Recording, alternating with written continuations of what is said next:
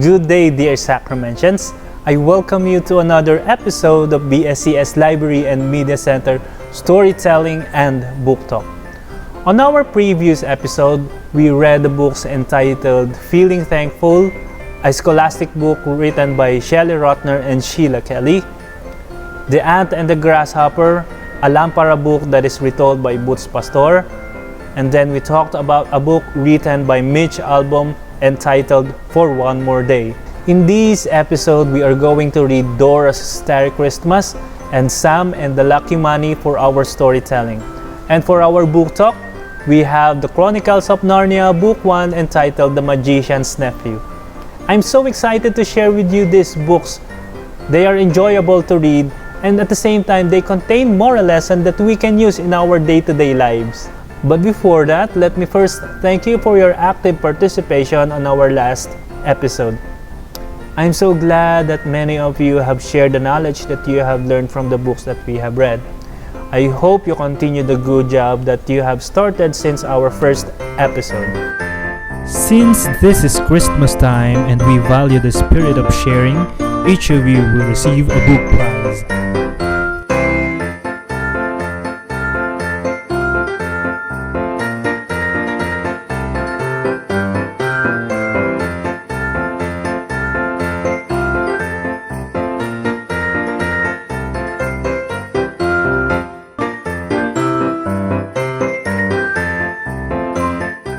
Children, thank you so much for your participation.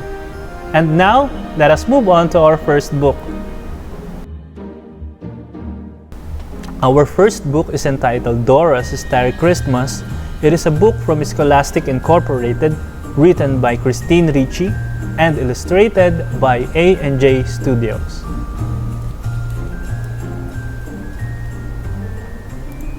It was Christmas Eve, and everyone at Dora's house was getting excited for the celebration.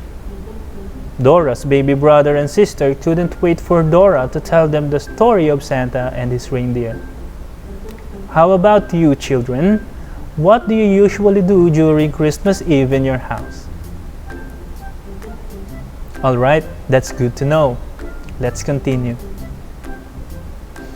Far, far away in a little toy shop at the North Pole lives a jolly old man called Santa Claus, began Dora. Oh, cooed the babies. Dora continued. Every Christmas Eve, Santa's flying reindeer pull his sleigh around the world so he can deliver presents. Just then, they heard a whoosh and a swoosh right outside the door. I wonder who could that be, said Dora. Everyone ran outside just in time to see Santa's sleigh and his 8 flying reindeer land in the front yard. Ayúdenme, por favor. I need your help, called Santa. Achoo! Sneezed the reindeer. Santa explained that his reindeer had gotten colds. If my reindeer aren't feeling their best, then I can fly around the world delivering presents. My Christmas surprises will be ruined, cried Santa. I can help the reindeer get well, said Diego. He wrapped each reindeer in a cozy, warm blanket and made some special carrot soup for them to eat. Now they just need some time to rest and they'll be all better, said Diego. But how will my sleigh fly without my reindeer? Wondered Santa. Dora knew that Santa would need help to make all of his Christmas deliveries. Suddenly, she had an idea. The Explorer Stars can fly your sleigh and help you save Christmas, she exclaimed. Explorer Stars, come quick, called Dora. We need your help. 8 Explorer Stars flew out of Dora's glowing star pocket and hitched themselves to Santa's sleigh. I'll stay here and care for the reindeer, said Diego as Mommy, Papi, Abuela, and the babies waved goodbye. Up, up, and away we go, called Santa as Supra, Ultra, and Mega Stars used their strength to pull the sleigh high into the night sky. Children, can you guess who is Supra, who is Ultra, and who is Mega? Alright, let's continue. With Rocket Star's help, the sleigh flew faster than ever before. Soon it arrived at the first stop. Santa asked Dora and Boots to help him deliver all the presents to the whales, fish, and turtles in the ocean. "Merry Christmas, everyone!" called Boots as he and Dora carefully launched each present. Next, the Explorer Stars flew the sleigh to the tallest mountain. Saltador helped the sleigh super jump all the way to the top, so Santa and his helpers could give gifts to all of the sleeping mountain animals. Then Saltador did a super duper jump to deliver a present to the moon, while Helada Star turned the trees into a beautiful winter wonderland. Can you guess where Saltador is? How about Helada Star? Very good. Through the night, the Explorer Stars pulled the sleigh to all the small towns and big cities. The sleigh landed on every rooftop so that Santa and his helpers could fill each stocking and deliver presents to every girl, boy, and animal. They were careful not to miss anyone, not even the littlest mouse. On the way to deliver presents in the rainforest, clouds covered up the moon. "I can't see," said Santa. "I need more light." "Don't worry," said Dora. "Glowy Star can help." So Glowy shined her lights extra bright. And there you can see Glowy shining her lights throughout the rainforest. "Now do you see the rainforest?" asked Dora. "I see it," called Santa as he steered the sleigh toward the treetops. Next, the Explorer Stars flew the sleigh toward the barn, a garden, and a tree house. "Can you find presents for Benny, Isa, and Tico?" asked Santa. Dora and Boots searched through the sleigh until they found some special presents for their friends. Can you guess where Benny is living? And Isa too? And also Tico? Alright, very good. "And here's a present for Swiper," exclaimed Dora. "I guess Swiper really likes Christmas," giggled Boots when he spotted Swiper's foxhole.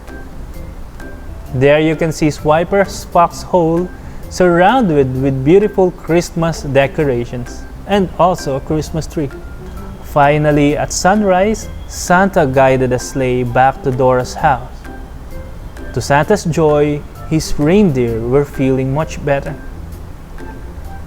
"Thank you for helping my reindeer and for delivering the Christmas presents. I couldn't have done it without all of you," said Santa. He reached into his nearly empty sack and pulled out an extra special present for his helpers. When they unwrapped the presents, they found a special music box. "This music box will always remind you of the night you helped save Christmas," said Santa. "Gracias!" exclaimed Dora, Boots, and Diego. "Now let's celebrate," cheered Santa. "We did it!" cheered Dora. "Feliz Navidad! Merry Christmas!"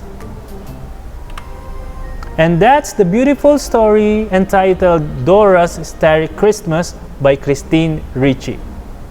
Children, did you ever wish for Santa Claus to come to your room on a midnight during your sleep and drop a lovely gift for you?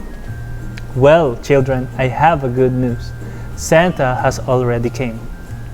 Santa are the people who love you so dearly. And I'm talking about the members of your family, your teachers, and the good friends you have. There is also one ultimate Santa up there, and that is God. God loves you so much that He blesses you with so many beautiful things in life. Did you like Dora's Starry Christmas by Christine Ricci? Tell us about your thoughts on the comment section down below and get a chance to be shouted out on our next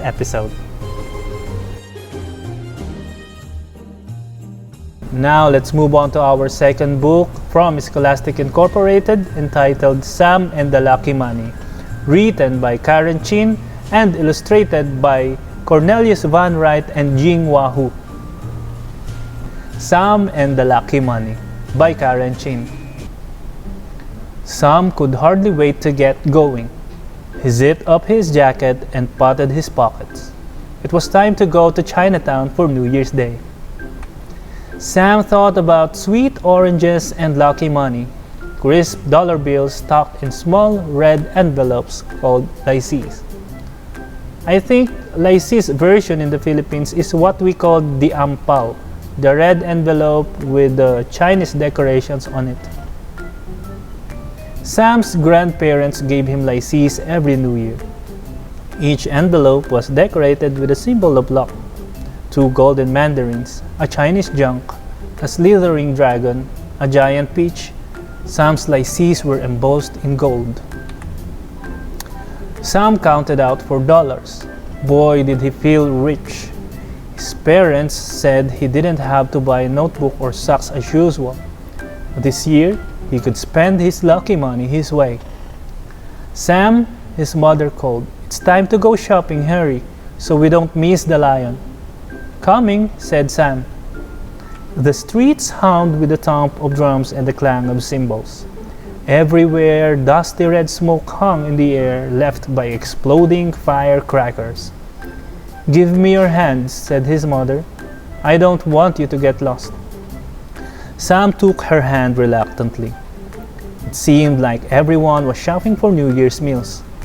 There were so many people crowded around the overflowing vegetable bins that Sam had to look out for elbows and shopping bags. Right next to the vegetable stand were 2 huge red paper mounds. Sam kicked the piles with his right foot, and then with his left foot, until he created a small blizzard. On his third kick, he felt his foot land on something strange. "Aya!" Something cried out in pain. Startled, he looked up to find an old man sitting against the wall. The stranger was rubbing his foot. Bare feet in winter, Sam thought. Where are his shoes? Sam stared at the man's dirty clothes as he backed away. He found his mother picking out oranges and he tugged on her sleeve, pulling harder than he meant to. Did you notice that Sam didn't even say sorry to the man he accidentally kicked? "Na you met yeah," said a young woman from behind the counter. When Sam gave her a puzzled look, she repeated the question in English. "What do you want?" Sam was about to ask for buns when he noticed a tray full of New Year's cookies.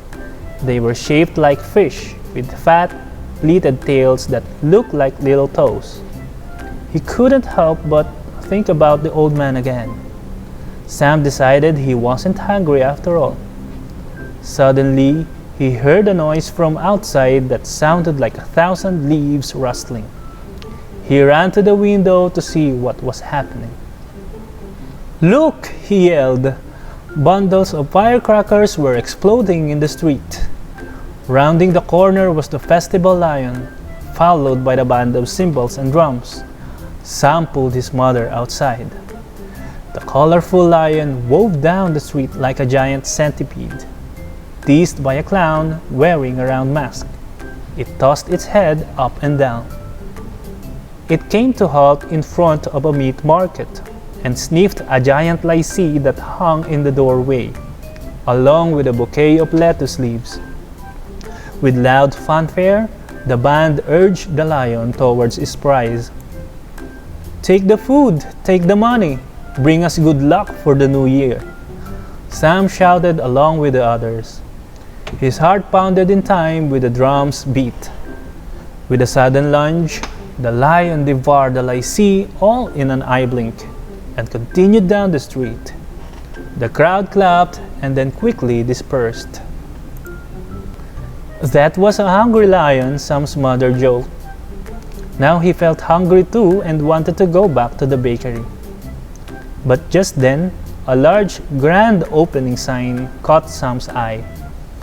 In the window were cars, planes, robots, and stuffed animals. A new toy store. Just the place to spend his lucky money. Sam ran down one aisle, then another. He examined a police car with a wailing siren and flashing lights. He squeezed a talking pig and laughed at its loud oink oink. Then he spotted the basketballs. I think we can all relate to Sam's happiness as seen in this picture whenever we are surrounded by cute little toys. A new basketball was the perfect way to spend his lucky money. But when he saw the price tag, he got angry.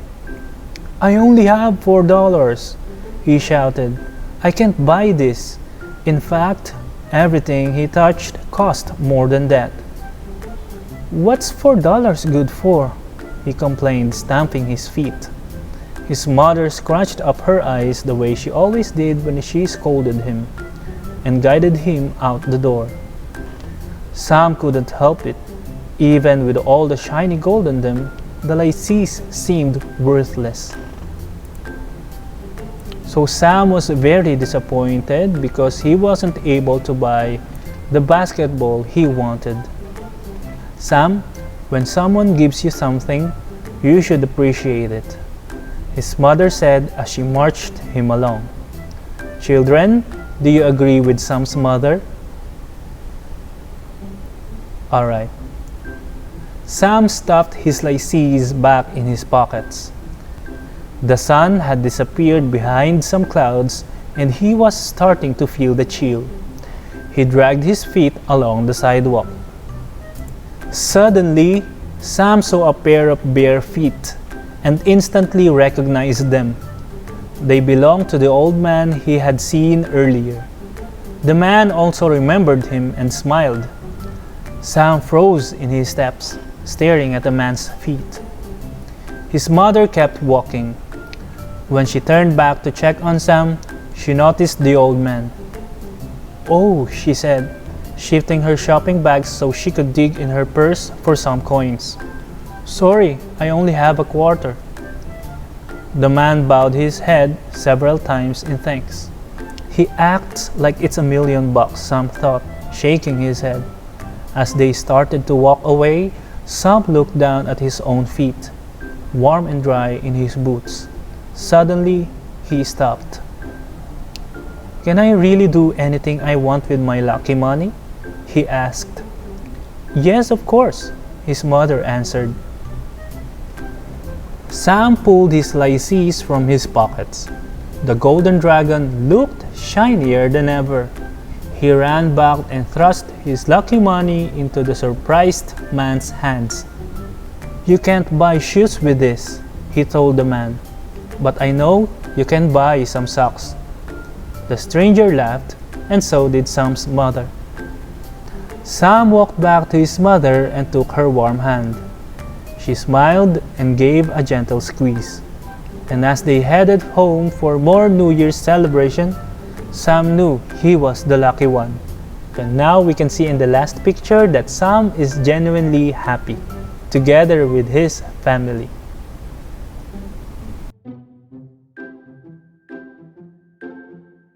How do you feel inside after giving something to someone, whether you know him or not? I know it always feels great to share even the littlest things that we have, as long as we know that it comes from the heart.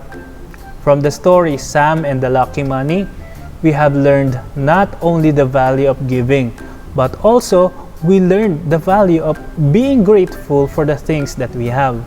So remember to give this Christmas time, and let us not forget to be grateful for the blessings that we receive.